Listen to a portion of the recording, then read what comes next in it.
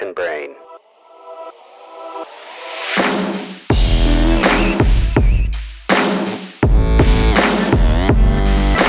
Kitchen Brain.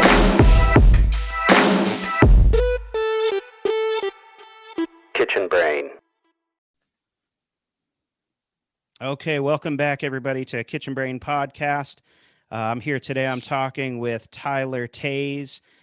Tyler is a local Charlottesville area chef, Crozet to be exact. He is the chef and owner of Al and May's, which I'll let him talk about more, but it's basically private chef, private events, in-home catering. He has a really great pedigree and a background in fine dining. Spent a lot of time coming up in the Charlottesville restaurant scene earlier in his career. And it's really good to have a local working chef and entrepreneur on the show, so we could talk a little bit about some common places and friends. And we're happy to have him. Tyler, welcome to Kitchen Brain. Good to see you, my Thanks so friend. much. Thank you. Yeah. Thanks for having me. Sure. So Alan Mays, tell us a little bit about that, because I think now, and I think you agree with me, we've kind of spoke about it before, but it's probably a pretty exciting time, I think, for the in-home catering gig, given the COVID situation. Yeah. So what are you seeing there? So Alan May's, it started out as a like a meat and three restaurant in Crozet that morphed into more of a rotisserie chicken kind of concept. And, things, didn't line up like I wanted to, either, personally or family life, whatever, or just being able to find space. This was about 2.5 years ago at this point. And kind of around the same time as I was doing that, I started picking up private chef work in town, and kind of started to realize like how nice of an industry it is and how nice of a lifestyle and way to cook for folks. And so I kind of pivoted from the restaurant model to going all in on the private chefing. Right. And let's say I've been doing that for about 1.5 years now. Okay. So offer in-home dining experiences that, what it comes down to is I'll cook whatever you want. I'll do Mexican food, Indian food, tasting menus, like literally whatever you want, and charge you a flat rate. With a lot of stuff built into the cost. And so it's really easy for people to do. And once you kind of, once you figure in the price of a meal in town, or if you want to drive to Stanton or to Richmond or anything like that, and then you factor in parking and babysitter or an Uber ride if you want to drink and all these things, like your night really adds up. And so my aim is really to come in sort of right underneath that, where, the upfront price may seem high if you're just thinking, oh, like dinner is going to cost me $40 tonight. But then once you figure in all these other things that you don't really think about when you go out to eat, and considering I'll cook you whatever you want, it becomes a lot more attractive. Right. And so it's been received really well. I've had a lot of really great feedback. I've been able to meet a lot of great people, see a lot of great properties, and it's been really good. And the spring obviously got wiped out like everything else in this industry, but the summer was busy. I'm kind of just starting to slow down with the holidays, and I think people are, skeptical of COVID and the election and all these things going on in the wintertime. And it'll be, like what's on everyone's mind is like, what's going to happen the next 3-4 months with, the food service industry as a whole. So, but yeah, it's been really good. it's been great. It's been a great transition out of the restaurant world.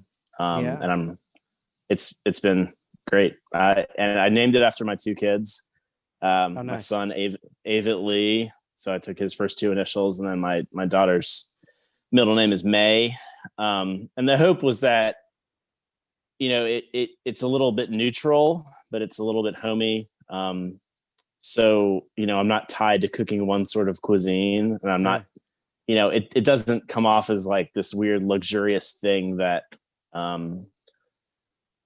only a certain percentage of people can afford to have. Like my goal is to be a service that appeals to everyone across the board, and have my model make sense as a model to eating great food.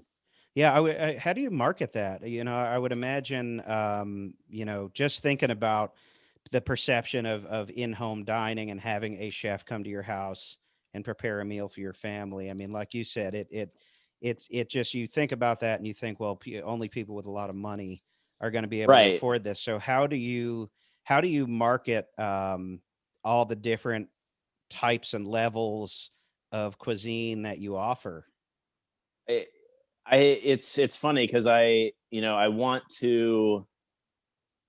do a lot of work with vacation rental properties. Stay Charlottesville, which is a big one in town. They've been really great to me, as I'm one of their kind of preferred vendors. So when people book through them, they'd say, oh, also, if you want to have a chef in home, there's a list of folks to contact. Virginia Guest Houses is another similar company in town that has also been great to me. So I deal with a lot of out of town guests. And I think they're willing to spend a little bit more money for food. Right. But also the fact that just geographically, a lot of the properties they stay at, like if you're deep in Free Union, or you're deep in off Garth Road somewhere, like it's going to take you 45 minutes to get to a restaurant. Sure. And like you're going through windy roads and you don't want to drive back. So, and then they spent the money on the property, so they want to enjoy their time there. So, I think just naturally, I kind of appeal to that sort of crowd. Right. In town, I found that people, I'd say they appreciate the convenience of it. Sure. And appreciate the fact that, all the things that I try to do is like, I'm communicative. I try to respond to emails very timely. I lay out expectations and costs. I'm not a full service caterer. I can't do a 200 person wedding. I can't do, I'm not going to come in and make like some really cool cocktail for you. Right. Is it just you? It's me. It's I usually, if it's a dinner over, if it's 6 people or less, I handle it myself. If it's 6 people or more, I have a front of house person with me, Katie Sale. She's another kind of longtime Charlottesville restaurant professional who's right. Kind of like she's gotten out of the restaurant world and is doing other things, but she does a great job. And one funny thing I noticed, because I used to do everything by myself, and so many times I'd go into a house and everyone's excited for it, all the rest of it, and I found that a lot of people, because I'm a stranger, you go into their house and I found people to get kind of self-conscious, whether the fact that they thought the kitchen was like subpar, or like there wasn't enough space, or that they were just uncomfortable with me being there while they're trying to get their party set up. Sure. And Katie does a great job of kind of breaking down those walls and like breaking the ice and making sure they're set with their needs and communicating with me. And it's been great since I've started doing that. And I build that all into the cost, Right. I like having it being an all-inclusive price. So people just see one number, it's not, I don't have a set menu of, the tenderloin's $39, the chicken's 30. I kind of craft it to where you see one price, that's it. And it's very easy. I want to make it as easy as possible for people because, I know how stressful it can be to entertain a bunch of people or to go out to eat Sure. with a big group. So ease and comfort is really what I'm going for. And I think I've tapped into a good niche there. Yeah, I bet. One of the things that one of the goals that I have with Kitchen Brain is to kind of bring light to all aspects of our industry and all the possibilities that there are out there for chefs. I had 2 episodes ago, Rose Picard, who was executive pastry chef in the civilian world, and then at a kind of an unconventional age, joined the Army. She was 39 when she did that, and then she started cooking in the Army. And and I just don't think that enough people know about what goes on in dining facilities in the military. So aside from her having a very inspiring story, I also thought that that's a great opportunity to kind of clue people in on that. My wife, Hannah, did a good bit of off-site catering. She worked with Harvest Moon for a little while here in Charlottesville. Oh, cool. And when we were in New York, she worked at a fairly large off-site catering. And I think that there are even chefs out there who don't realize, what goes into that. And even though you're doing kind of smaller events here on your own, there's a whole lot of logistics involved in doing something off-site. Yeah. And you can still show up, you still show up to places and you're like, oh, your stove doesn't work or your oven doesn't work. And it's like this weird personality quirk of mine that I kind of like you kind of don't know what you're walking into and you kind of have to figure it out when you're there. I think we all kind of have that totally weird quirk.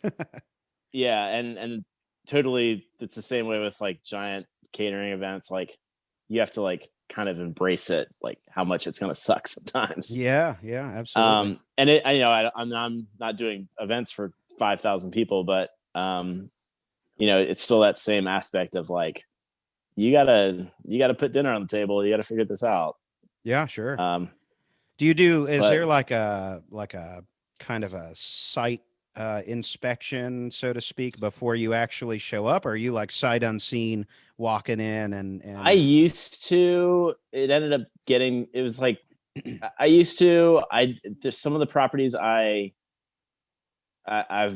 worked at, in a repeat fashion. So I know what I'm walking into, but most of the time I don't really know. I did an event last week and it was a induction stovetop and none of my pans I brought were induction. Right. So it's like, why isn't this soup getting hot? And, but luckily, it's like a lot of these houses are like really well stocked and they, you're never like that screwed, but yeah, I was a little worried for a second. It's enough to like microwave everything. Yeah. But it's been great. It's really fun. It's always something new. And it's always, I'm able to be creative while still, keeping my ego in check about what I want to cook, because at this point in my career, like I don't, if someone wants nachos and hot dogs, I'll make it. I'll make it to the best of my ability. But if someone, wants a totally a la carte, a carte blanche type situation where they just leave it up to me, I'm happy to do it. So it's this really nice balance. It's this really nice sort of workflow too. It's I book the event. I've got it somewhat systemized now where it's nice. Yeah. Did you always feel that way, like with regard to accommodating, requests that are kind of outside of the overall comfort zone or style? Like, were you always like that, or do you think that that's something that kind of came later? Uh, I think I always, I don't know. I think when I worked for Tucker, Tucker's kind of always big into that. He, he's really just, he's a guy that like doesn't care what he cooks at the end of the day. He just like wants people to be happy and come back. Um, and so I picked up a lot from him. It's like just going that extra mile to be like, yeah, I can cook you a vegan meal, or to like be like, whatever it might be. Um, and honestly, like it's more exciting, I feel like, as a cook, and you end up learning a lot. Right. Working with, like, whether it's a specialty diet or dietary restriction or whatever it is, you'll see something new. And to limit yourself, I feel like to limit yourself in any sense of cooking is like really a bad path to go on.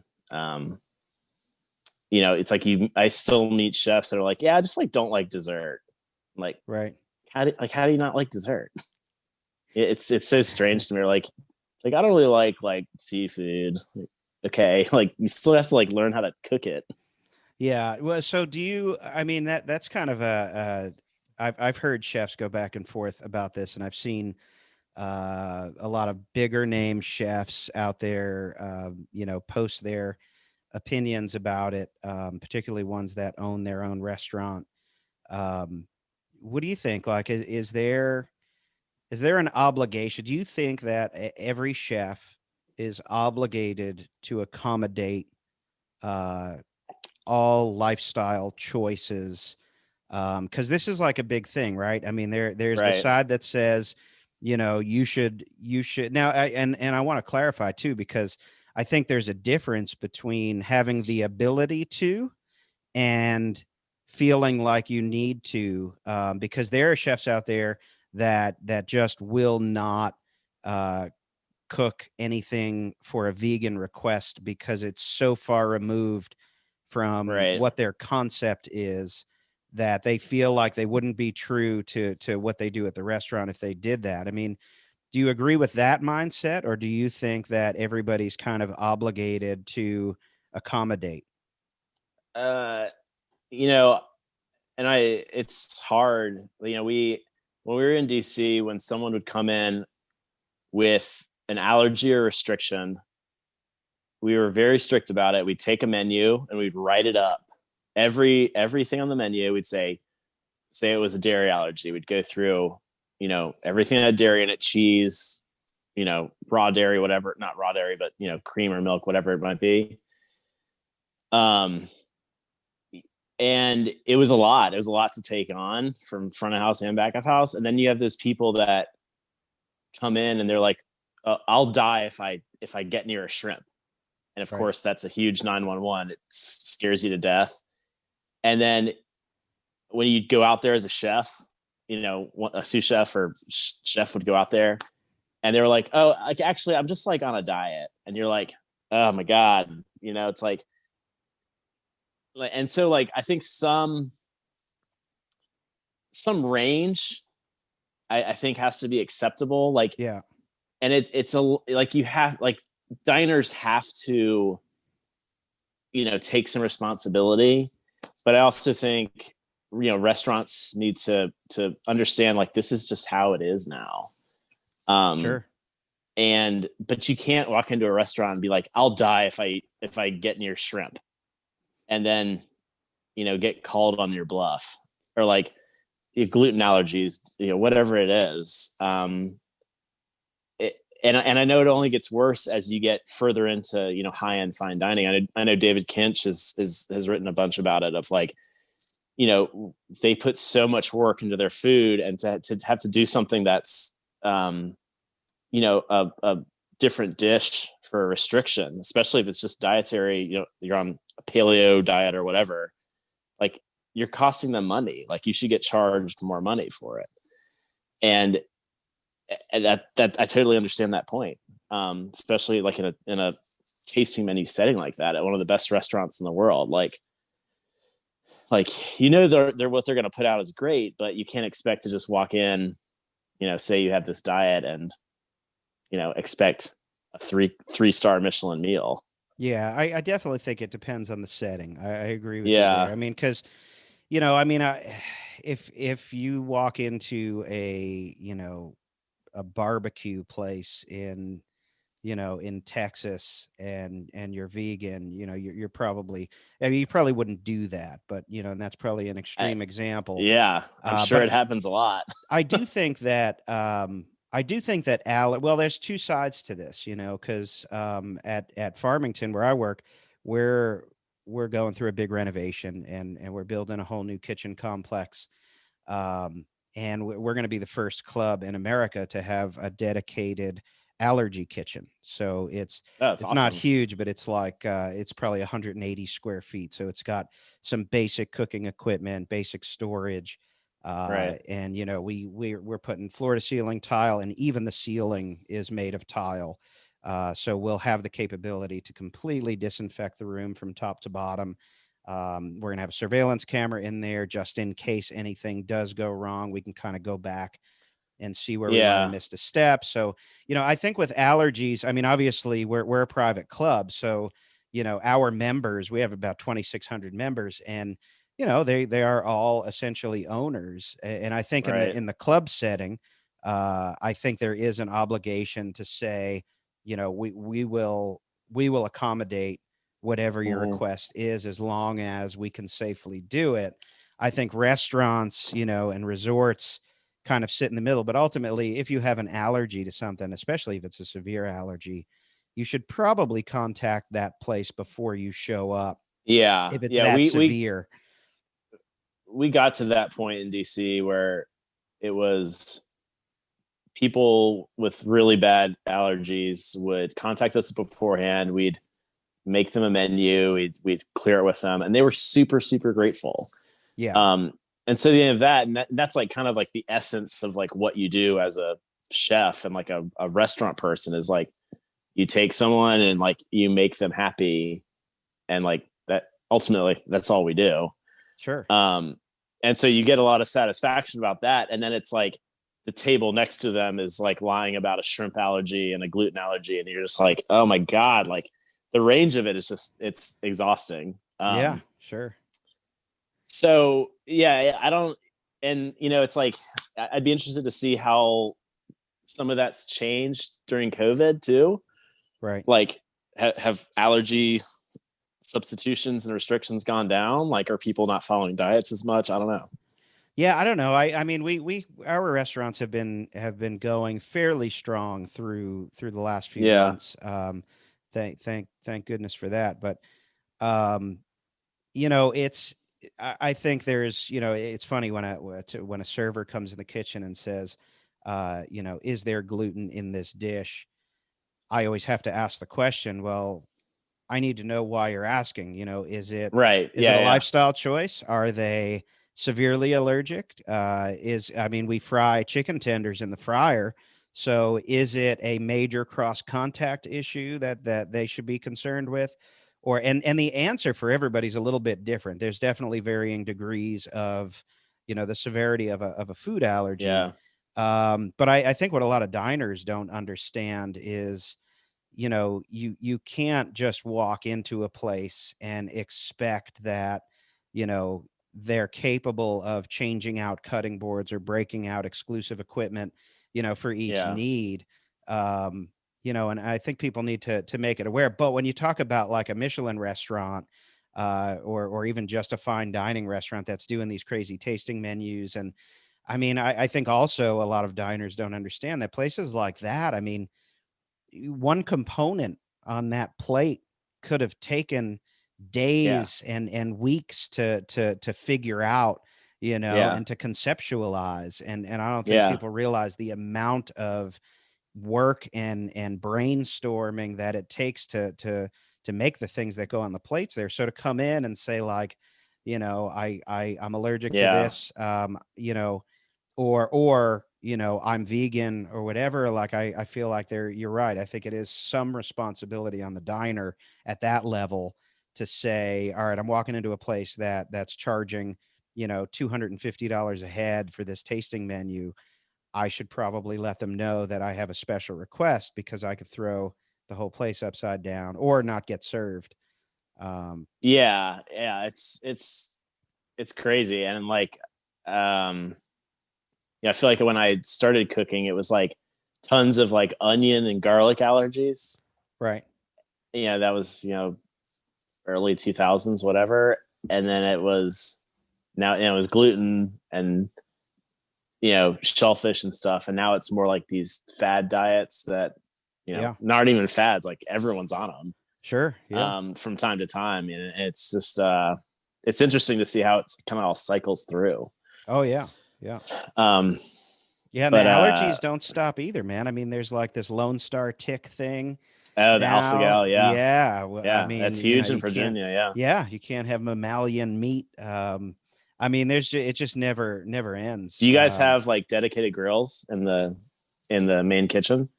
We don't have dedicated grills. No, I mean, if the grill would cause cross contact issues with an allergy, Yeah. we'll pan sear with a fresh Yeah. sanitized pan. That's pretty much the only option, because we do use the grill a lot to toast buns and things like that. Yeah. So, the safer bet for us is just to, but like I said, like a club, and I speak at conferences once in a while, and I did a talk a few years ago about, and it was specifically toward club chefs, but it was about being accommodating, because you'd be Mhm. surprised how many club chefs out there are not real big on accommodating special requests. Yeah. Which blows my Yeah. mind, because I mean, like I said, the members, the guests in the dining room are literally the owners Yeah. of the place that you're at. So Yeah. if you have so and so who comes in every Tuesday for lunch and they're allergic to gluten, I feel like you should have every form of gluten-free bread that's on the market ready to go, just in Yeah. case they order it. So at Yeah. Farmington, I mean, we always have gluten-free hot dog buns, burger buns, sliced bread, and dinner rolls all the time, no matter what dining room you sit in, because I feel like that's just our responsibility to do that in our setting. But it's interesting to hear the different takes. Yeah. It's crazy. And then at the same time, like, sometimes you taste like the gluten-free bread and you're like, this sucks. This is terrible. Oh yeah. Yeah. Well, it's not easy to find good gluten-free bread. That's Yeah. for sure. Yeah. And it's expensive. And, Yeah. and so that's the other thing. It's like, well, I don't want to like serve this crappy stuff, but like, your hands are tied sometimes. Yeah, but you know what? Then too, you gotta think too. Like, they're probably used to it. Yeah. I mean, Yeah. If that's how they're, I think if that's people how are they're just eating. generally just like overwhelmed that you like went to the effort and are happy to eat it. And like I said earlier, like it's just like another challenge that you have to accept. Sure. And you end up like learning something too. And like, you learn a new skill or a new purveyor or whatever it might be. And it's cool. It's like part of the gig. Yeah. That's how I feel about it.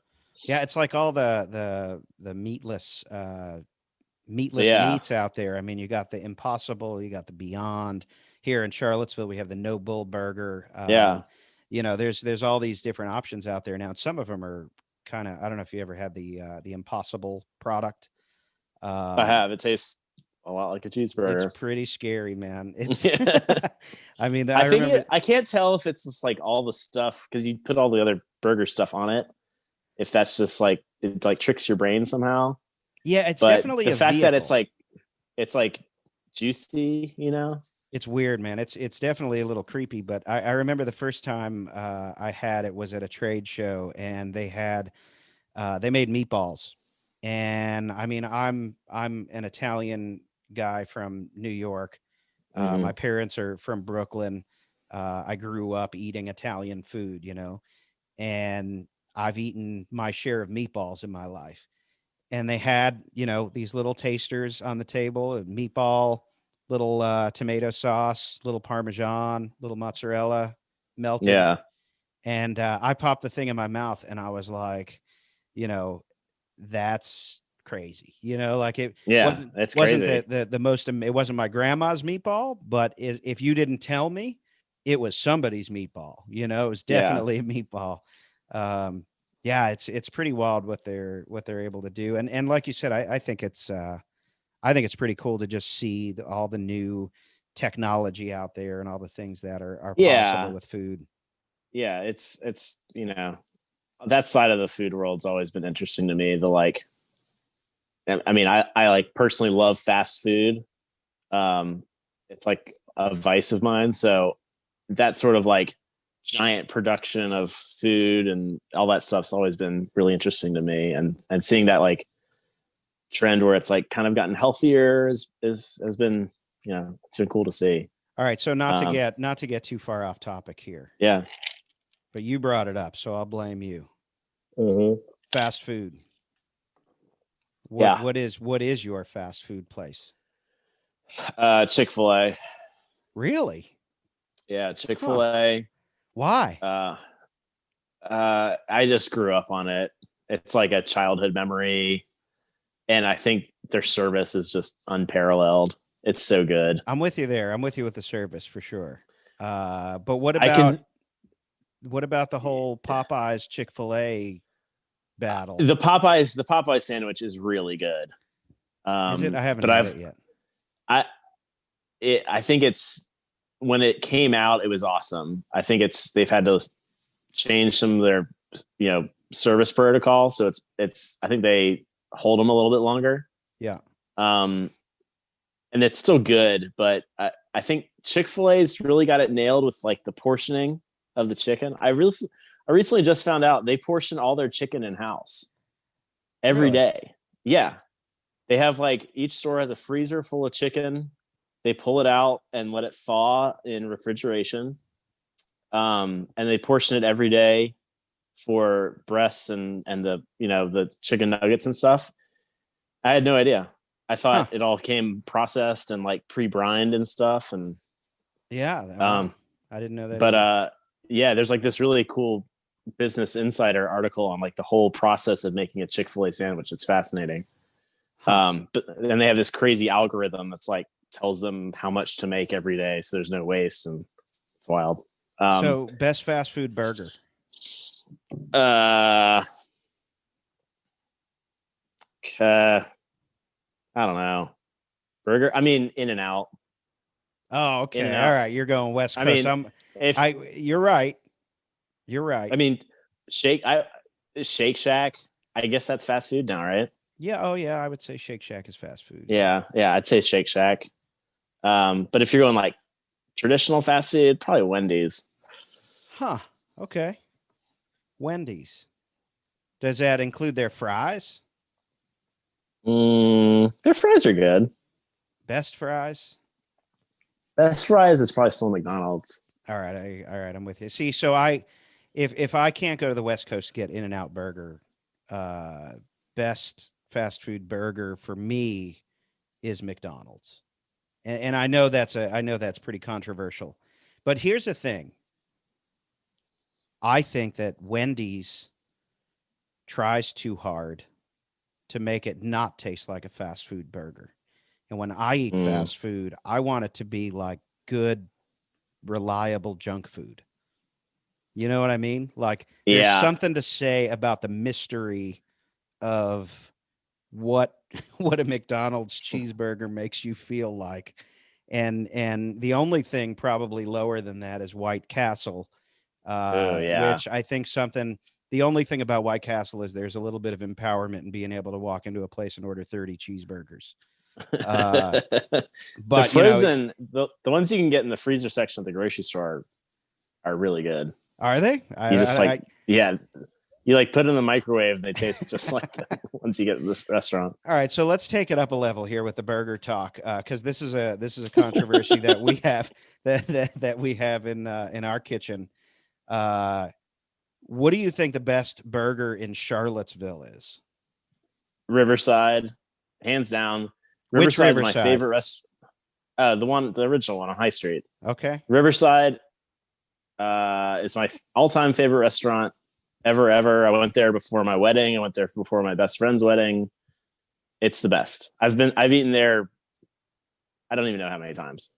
It's a good burger, man. It's the best. And it comes, their food comes on like those, you know, paper plates with the divots around the edge, like those cheap, flimsy paper plates. Yep. And it's kind of like it's a smash burger, basically. I mean, it's Yeah. got kind of the crispy edges, and they've seasoned their fries. I feel like they put like Lowry's on their Yep. fries. Um, so yeah, I'm with you there. I didn't know if you were going to go the Jack Brown's route. Jack Um, Brown's is good. It is good. it's good. I don't know. I feel like it's I wouldn't go out of my way to get it. if I was looking for just a regular cheeseburger, Jack Brown's wouldn't be it for me, because I think what makes a lot of their burgers good is all the stuff. I mean, you can get a burger with mac and cheese on it, and Yeah, the like all peanut this. butter bacon burger is actually it's like pretty good. Weirdly, Yeah, it's like a vehicle yeah, for the other stuff. yeah, and Um, the general just like the concept of that restaurant is like it's just like, and it started in Harrisonburg. Like you right. guys just sell beer and burger and fries. It's awesome. Yeah, It's and they have brilliant the in college chandelier of towns. bras. Yeah, Is always interesting. yeah, All um, right. yeah. Riverside. I mean, the CNO late night burger is really good. Yeah, that's so I have yet to have I love CNO. I've been there with my wife a few times, and we actually know Dean Maupin, the owner. Oh Um, yeah, yeah. but He was I a have Greenbrier guy, right? yeah. My wife knows him Yeah. better than I do. My wife grew up at the Greenbrier, so Okay, cool. she knows a lot more, a lot further back in the generations than I Okay. do. Um, but she knows both him and his wife, who was a pastry chef earlier Right, right, in right. her career. But I have yet to have the late night burger. All my guys say that it's the best burger, or it's a phenomenal burger in Charlottesville. But I'm It's with the you with best. It's the best bar in Charlottesville too. It's a is it? very unique spot. It's awesome. Yeah. Yeah, I'm with you. So you talked about starting out thinking about the concept of brick and mortar and then going to in home. Charlottesville's kind Hmm. of an intimidating place too, I think, to think about opening a brick and mortar Yeah. with 500 and change restaurants. It's got the most restaurants per capita, third on the list of most restaurants per capita, next to New York and L.A., which is pretty crazy. Yeah, that's a true number. Yeah, I believe it. And you consider we only have 40,000 population here. Hmm. Who knows what that number is going to be once COVID runs its course. But Right. to think about opening a restaurant in Charlottesville is pretty crazy. So you spent a lot of your earlier career in Charlottesville, working around. You mentioned Tucker Yoder, who's a pretty big Mhm. name around here, and then you do have big catering experience. Um, Yeah, a little bit. Not, it was like 5 or 6 months up at Design Cuisine up in DC yeah, for and John Haywood, who was a former Charlottesville star. yeah, and they were doing big numbers, right? Crazy numbers, just insane volume. I don't even know how it operated every day. It Right. was always just magic to me. Yeah, yeah, yeah. Those are some crazy operations. Yeah.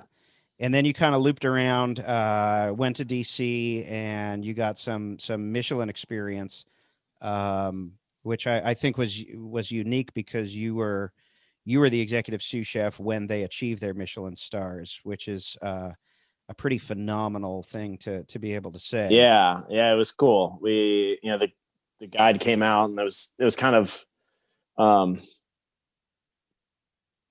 we were kind of surprised the guide was coming there. At least I was. And we were just, head down trying to do the right thing and trying to put out good food. And, deal was like the stars came or the star came. And it was just like really cool. I'd never been a part of something like that. And it was one of those like awards that like everyone in the building could like hang on their hat. It wasn't just one person or one, sommelier or server or whatever it might be. It was like everyone had a part in it, which I think made it all the more special. Sure.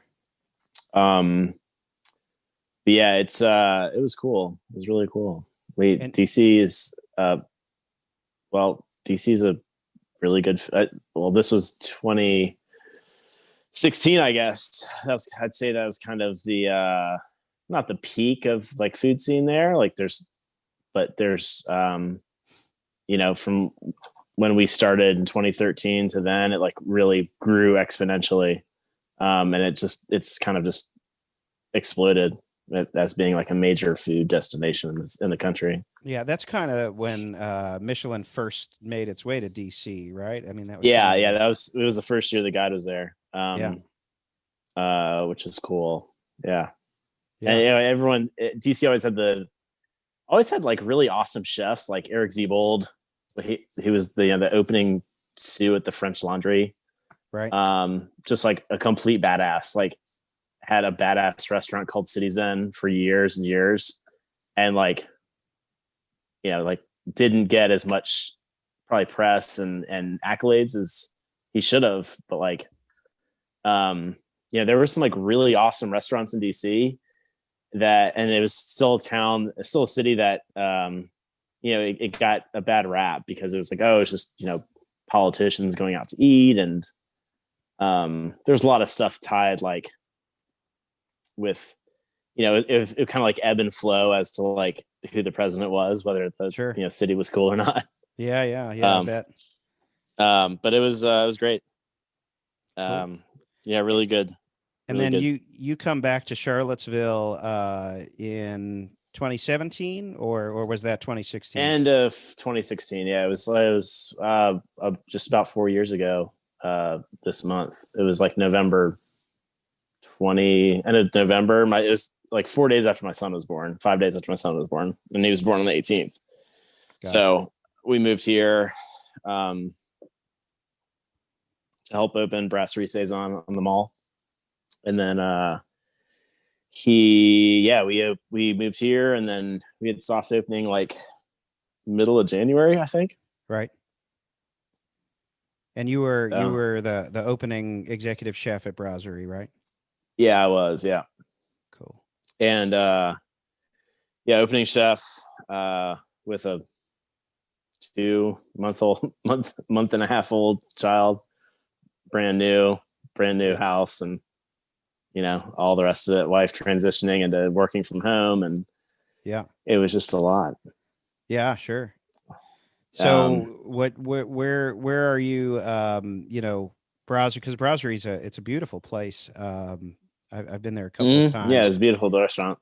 I don't know if you were there whenever I ate there first, but either way, really, really nice stuff going on there.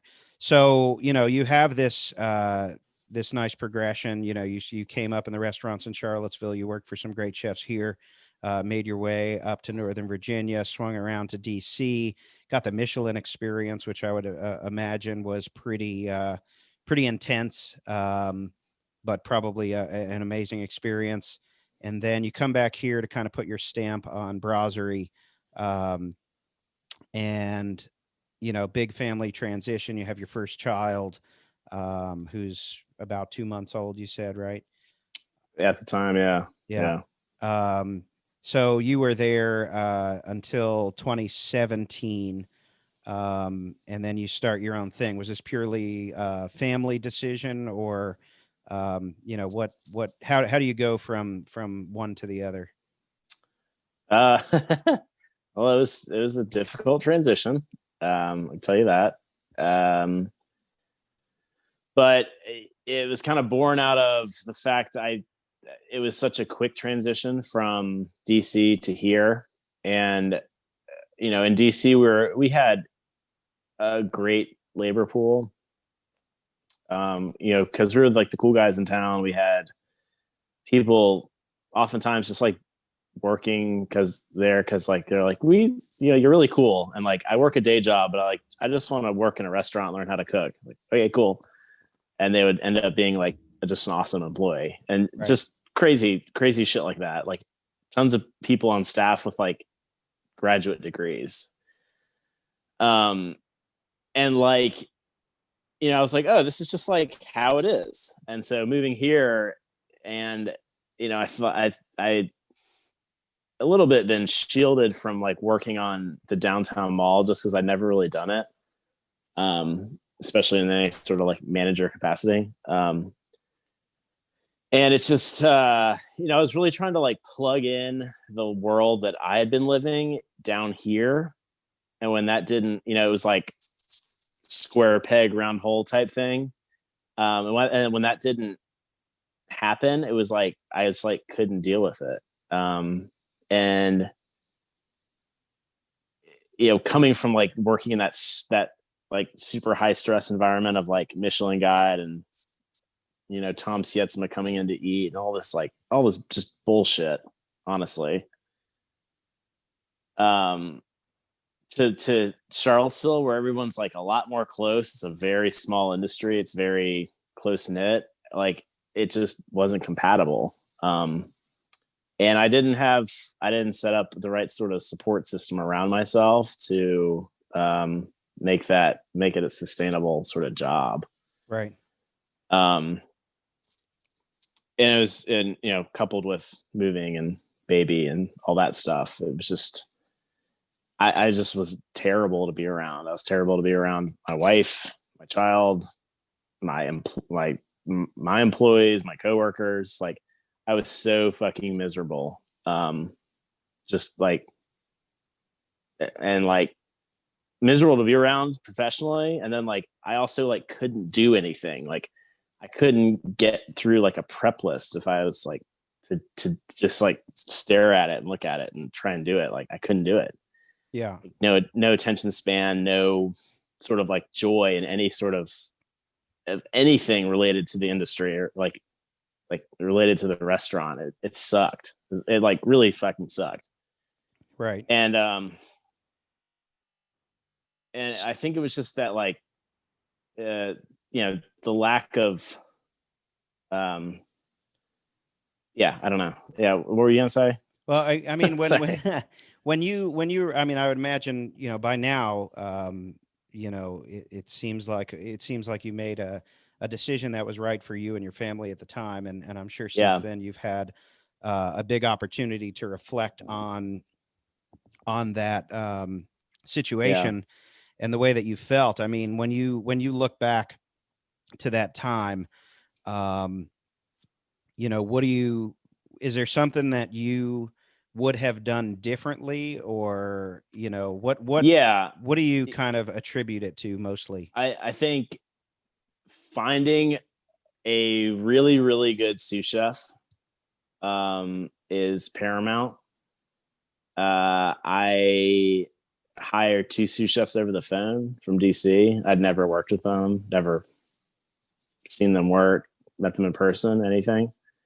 I'm kind of the like Danny Meyer philosophy, like anyone you hire, like you should want to have dinner with in like 6 months or whatever, whatever that saying is. Like you hire the person first and then like go from there. I didn't do that. I was kind of dealing with that from the get-go. And then also like setting up any sort of system you can to where you have, when you're single and young, I think it's less important, but as someone with, especially a young child, like setting up a system where it's like, no, like I have these fucking days off. Like you can contact me, but like, I can't do anything about it. And like, it sucks because you have to be like, you guys have to figure it out. Like I can't be there every service. I can't be there every day of the week. And like, setting that up from the get-go, setting expectations from the forefront, like that's huge. And I didn't do that. And how much were you working when you were? Well, that's the thing is like, I was there. I worked a lot, it wasn't effective working though. Like it wasn't effective because I didn't have any, you know, I didn't have like that person for a long time. I didn't have that person I could rely on. Yeah. Eventually I got a sous chef that I could, and two really. And like, but I also like didn't want to relinquish control because it was like, what am I doing then? And it's just this like fucked up cycle of guilt and pressure where you're just like, you like want to be needed, but you also you like can't because you have family obligations, and it spirals. Yeah. So do you think this is kind of a big thing, particularly that I've been talking about lately. Yeah. And another part of what I'm trying to do is to uh, put a break in the traditional storyline of what a chef's life needs to be Mm-hmm. in order to be successful and run a successful kitchen. Um, you know, do you think that, because it's always great to speak to somebody who came from a Michelin place, because you kind of that it doesn't get much more intense than that in a kitchen environment, and the level of seriousness about the food. The stakes are higher, I think, Yeah. in those places. But uh, do you think that there is a way, because there's a lot of people who don't, that there is a way to run a successful kitchen, but also create a culture for life quality and, respect, and, being able to sit down and have a meal, and all these different things? Do you think that that's an impossibility, um, or do you think that people just don't try hard enough to make it What happen? what sort of I think an independent restaurant, I think, is extremely difficult. I think if you're in a situation like where you're at Farmington, it it allows you a little more um, accessibility to have things like that, like solid systems in place and like good time off for employees, and like, employee meals and all those things that you want to offer. Hotels, catering companies, like there are avenues for that. But I think the thing that hasn't really been figured out or talked about is like the independent restaurant. And I think people are seeing it over the past year, whether it's like, people getting, past couple years, like, chefs and restaurants getting called out for sexual assault, or, racial issues, whatever it might be. It's like, these places are like so high stress and so dependent on like people showing up to work and working their asses off, and like, oh, maybe that might be like 16 hours today, or maybe that might be like, your 14th day in a row. And like, yeah, you might be getting paid shit, but like, you work at this cool place. And it sucks. And I think the only answer is to have a lot of management on staff, which makes your payroll super high. Pay your cooks really well, which makes your payroll super high. And it's just like, you have to eat shit. I think if you want to like do things the right way right now, you have to eat shit. And I do like what people have started to do with like service charges to send money back to the kitchen. I think that's been a really cool trend. Tipping is kind of like a whole different beast to talk about, but I think it should, that has to change, especially if like service models are going to change with COVID protocols, like whatever that is on the other side of this. Yeah. But I think the biggest thing is just balance. Like I know the biggest thing for me is like, when I was off, like I didn't want to, like I feel like the worst thing about being in that sort of high stress position is like when you're home, it's like you need to be home, like you need to be off. Yeah. And like valuing free time and valuing time off is like so important to me. And it's important because like I want it, and like I also want my staff to want it or whatever. Um, but yeah, I don't know. I don't know if it's like sustainable the way it currently is. I honestly I don't think that like dinner only restaurants are gonna be a thing in Yeah. like 20 years. Right. Because it's like if you're like a talented chef, or you want to have kids and all this shit, it's like, yeah, I don't want to be at work until midnight. Like Right. I don't want to like have a bar that's open till 3 in the morning, and then they've got to clean up and my staff goes home at 5, and like a dangerous situation. Sure. Like it's just not worth it. And seeing all these avenues that people are taking now and pivoting to, like I think it's kind of naturally pivoting to that. You're seeing a lot of more I guess you'd say comfort food, or you'd say, maybe that's just what people want. They want, things, sandwiches, burgers, things that are kind of, they wouldn't have eaten a year ago. Yeah, I mean, I think it's what we were talking about before. I mean, fast food. Yeah. It seems to be the most, although a lot of us don't want to talk about it or admit it, but like it's one of the most sustainable models out Yeah. there. I mean, with the automation and the consistency, the margins in freestanding restaurants are terrible. And It's horrendous. It is the most broken industry in, at least in this country.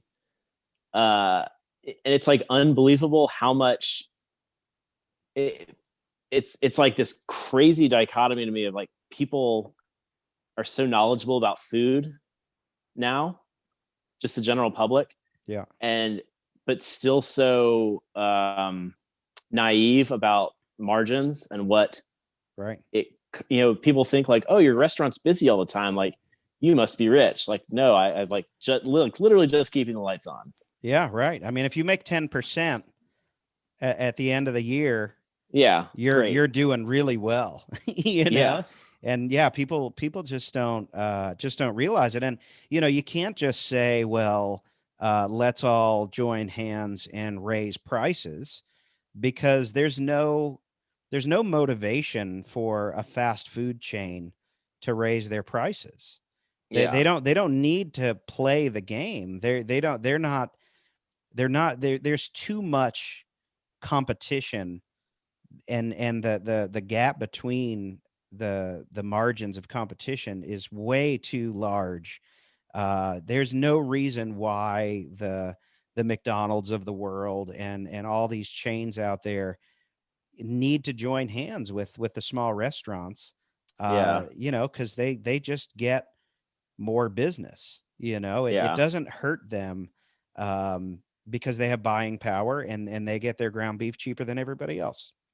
So they Yeah. can charge what they Yeah. charge. Um, so it's really, I don't know. This is something that you're hearing, I think, be talked about a lot more. Is this discrepancy, but then the wage discrepancy too. And we were having kind of a conversation, myself and a couple of friends, just about what the back of the house gets paid, um, and versus what the front of the house walks away with. And I don't want to take anything away from the front of the house, not at all. But just speaking about the back of the house, they literally, the cooks and the chefs literally are responsible for producing the product that is being Yeah. sold, and Yeah. and the only thing that's making money aside from beverage, right? So I'll lump even bartenders in with this, but these are the people who are making the products that you're selling, and in a lot of cases too, you could argue the back. And I'm not trying to compare the front and the back, but to some degree, in order to kind of sell our case here for the wage thing, uh, a lot of people in the back of the house paid a lot of money for a formal education. Yeah. There's not a table service school that you go to, and you're not paying back $100,000 in school loans because you wanted to serve tables. You might be Yeah. paying back school loans as a server for a different degree, but the people Yeah. in the back of the house, a lot of them paid for a degree in actually what they're doing back there, and they come out and they're making $13 an hour to work on the line, and they're paying back $100,000 school loan from the CIA or Well, I wherever. think that's also interesting to me because it's been so inflated. Looking back on my own, well, it's been so inflated to like, it's like, oh, you got to work at this like badass restaurant, like you got to work at this badass 3-star Michelin place, or like whatever it is, you got to go to Japan or whatever, Spain, go work at Uber Eats, like, and it's like, well, like, or you could just like go like work at Wegmans. Yeah. It's like there were all these culinary avenues that I Right. had no idea about Sure. until I got later in my career, that like are they're culinary focused, they're food focused, but like, it's like you don't have to like get your ass kicked on the line every night for $13 an hour. Sure. And I think that's part of like the like food media world that's been so blown up over the past 20 or so years. And it really lies on them to be like to glamorize that aspect of it, and not talk about the fact that like you can work for a corporate chain, grocery store or specialty food store, like you can work for a buyer or a broker, and it's like there's all these jobs that are like great, they're like good steady jobs, and like I feel like a lot of young kids coming out of school like have no idea about them. I didn't know about them. Yeah, well, I think also I think the younger generation coming through, whether it was our generation or the generation now, everybody kind of, there's like this hyper focus on fine dining. Yeah, I mean, totally. how Yeah. many of the younger kids do you see coming out and all they want to do is mess around with, all these crazy new toys, Yeah, I and was totally that kid. Like yeah, yeah, sure, yeah, I love cool shit like that. right, right. But But like now I look Wegmans, at like, yeah. go ahead, go ahead.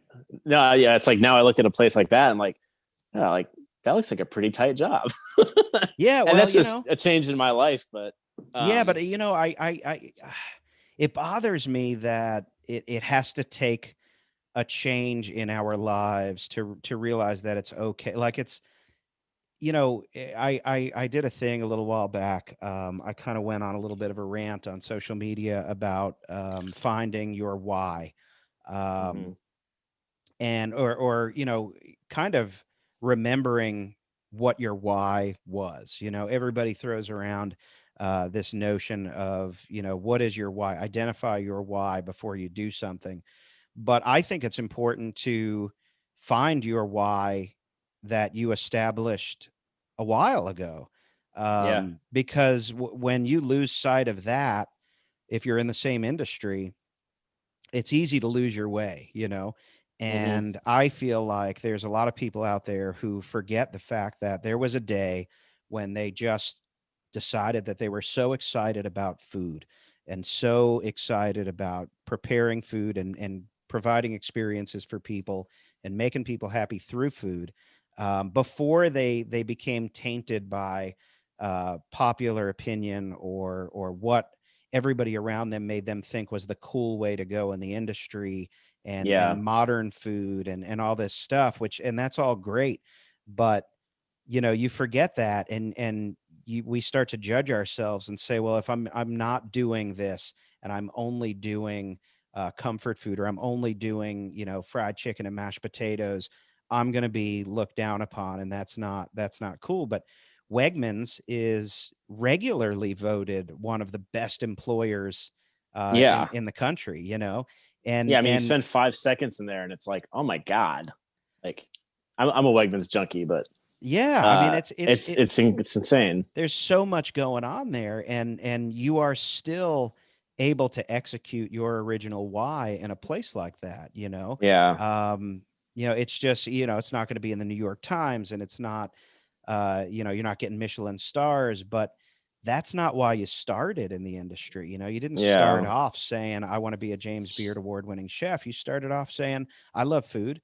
I cooked with my grandmother, or I cooked with my dad, or whatever it is, and I just love to do this. Um, and you should just continue to pursue that excitement. yeah, Um, but yeah, I'm with you, man. I mean, everybody needs to realize that there are so many ways. So if you're going to respond to a post, and say, well, this is what we do, and this is the way that it needs to be, because it is what it is, and we're all a little bit messed up because we like this for some reason. I hear that a lot too. yeah, And yeah, it's yeah, like, okay, number one, I don't really think that you love what you've become as a result of this. But if you think that you're happy, then who am I to say that you're not? yeah, yeah, yeah, Um, but just don't stop making everybody coming up after you believe that they need to be like that. They need to be like you, because there's so much happiness to be found in the industry. I mean, you're an example of it. You saw some shit coming around, and you worked in some crazy kitchens, and you had that Michelin exposure, and you did the high volume thing, and you worked your way through the small restaurants in Charlottesville. And when you were going through all that when you were younger, I mean, correct me if I'm wrong, or even when you were at the Michelin restaurant, if you thought to yourself like, hey, I'm going to be a private chef, I mean, I would imagine that, at that time of your life, you would have kind of cringed at yourself a little bit and been like, well, I don't yeah, know, there is kind of a stigma that goes along with that. yeah, And yeah, it's totally. it's all bullshit. It is, and I don't, I've always just kind of like done things and not thought about like a 5 year or 10 year plan. Sure. Um, up until like this year. So a lot of it's subject to that, but like, yeah, I mean, there's that whole, it's like, oh, that guy, like, what happened to so and so? It's like, oh, he's a fucking Cisco rep now, or like, he works for U.S. Foods, or like, he works at the country club, and it's like, yeah, he does. That's fucking cool, and like, it's it, it's okay to like not be cool and trendy. I'm okay with that. I could cook tenderloin and red wine sauce for events for the rest of my life, and like I'd probably be okay with it. Um, it is bullshit. A lot of this industry is just like built upon years and years of bullshit, and it's bullshit from chefs and owners to the food media to like now it's like social media, and like everyone's a critic, and it's just too much. And I was talking about this with someone I used to work with, and it's like seeing,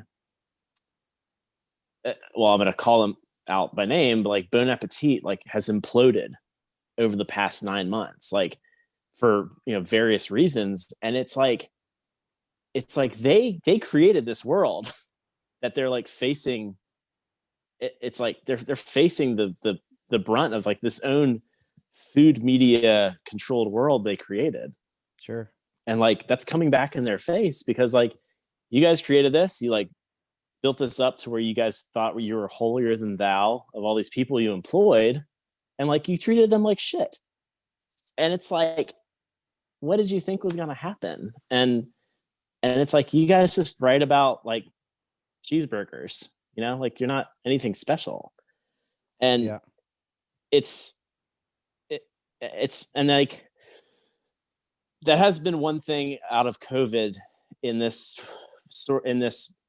lens we're talking about. Like, it has been kind of refreshing to see people going back to food that like is, I'd say, like more nourishing, more pure in a lot of ways.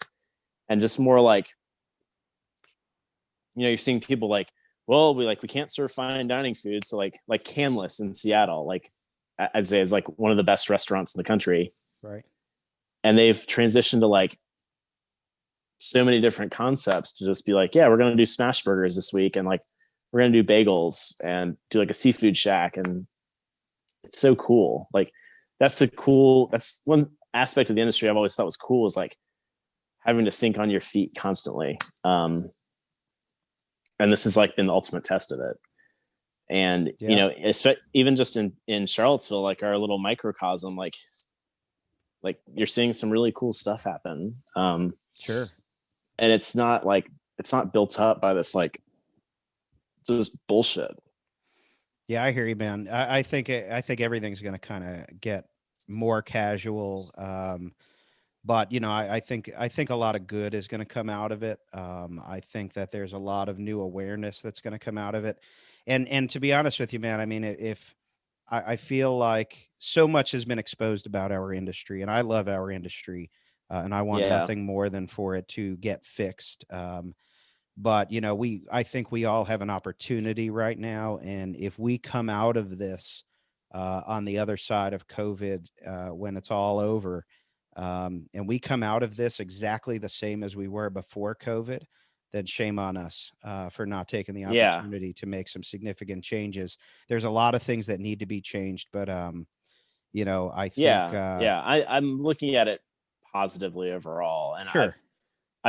and weirdly, it's like it's benefited my business a little bit, to speak selfishly. Yeah. Because like, I can cook a little bit more high end. I can cook a little more, privately cater to someone's needs. Which, that's hard to find right now. Sure. So I think that's been a big aspect of why I've been really busy this year. Yeah. Well, that's awesome, man. I'm happy for you. And I know you're just going to get busier.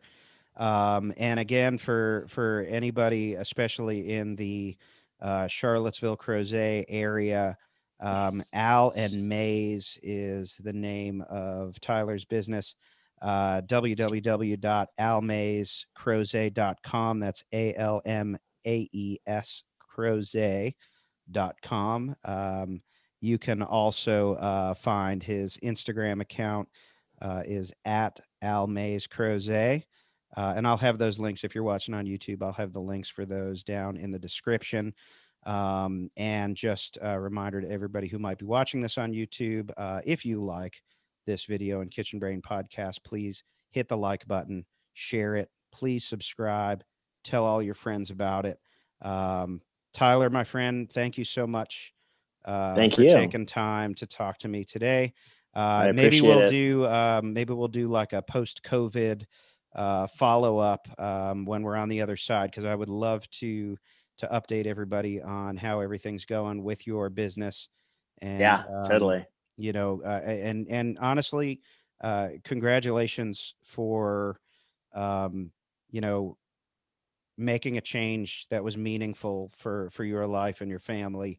I think that more people in our field can learn from that and take that as an example, that you can do whatever you want in this industry. And when you see somebody who was a part of the Michelin scene, and then was self-aware enough to say, I don't need to do that. I know what my skill level is. I know what I could bring to the table. I'm going to build something really cool, and do it my way. And you just did that. I think that's phenomenal. So thank you. I appreciate congratulations on that. And I'm excited to see what you keep doing. And hopefully we can get together soon. We have not, Tyler and I have not been in the same room together ever. So Zoom is as close as we've gotten, but I'm grateful for having. I want to come see the new kitchen. Yeah, come on in, man.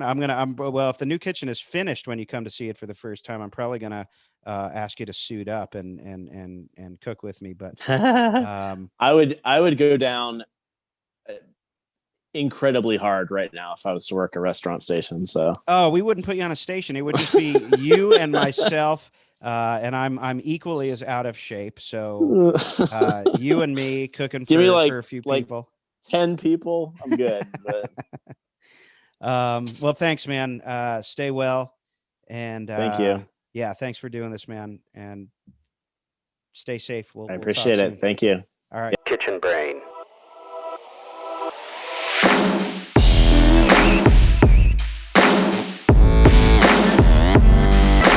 Kitchen Brain.